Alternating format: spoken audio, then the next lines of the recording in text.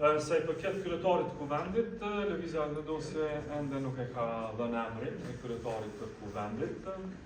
Kjo me siguri edhe për arsye se mendoj që të gjitha pozitat sa I përket përbërjes së re të mazhorancës, e cila do të shndrohet pastaj një qeveri, I nënshtrohen disa principeve, e njëri prej principeve kryesore është përpjekja për me themelu qeverinë, sepse kuvendi, le të themi, kur në asnjë vend demokratik nuk është qëllim vetvete. Kuvendi themelohet për me mujt mi zgjedh institucione të tjera dhe prej më të rëndësishmeve është ekzekutivi, ajo e cila do ta qeverisë, mekanizmi I cili e qeverisë shtetin. Dhe këtu kur jemi te qeveria, është e pamundshme pa u themeluar një koalicion, I cili e krijon mazhorancën e aftë për me zgjedh me 61 vota një qeveri të re. Prandaj gjitha pozicionet unë do ta kisha fut këto edhe pozicionin e kryetarit të kuvendit të Republikës Kosovës I nënshtrohen këtij principi.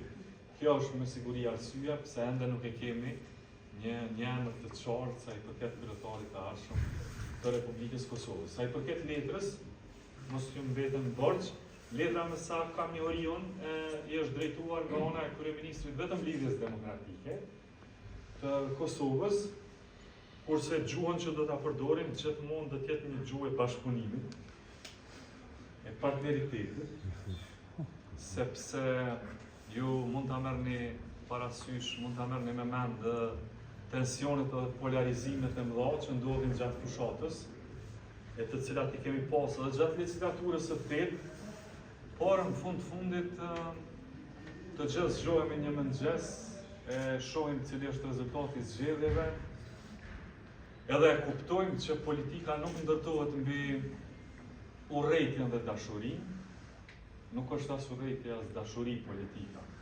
Politika është me I kuptu interesat, po interesat cilat I përfaqësojnë nuk janë tonat personale, janë të Republikës Kosovës.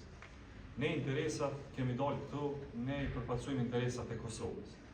E kur jemi te interesat e shtetit, interesat e Republikës, nuk ka asgjë prej shprehjeve që I përdoret te. Këtu është vetëm bashkëpunimi, është përpjekja për me të çu Kosovën përpara, së bashku, sepse veç e veç nuk kemi mundësi. Dhe demokracia e politika e kërkon pikërisht këtë, që duke u bërë bashkë, të lidhen forcat dhe të vi deri te një doktrinë e përbashkët e përfaqësimit të interesave të tona shtetërore.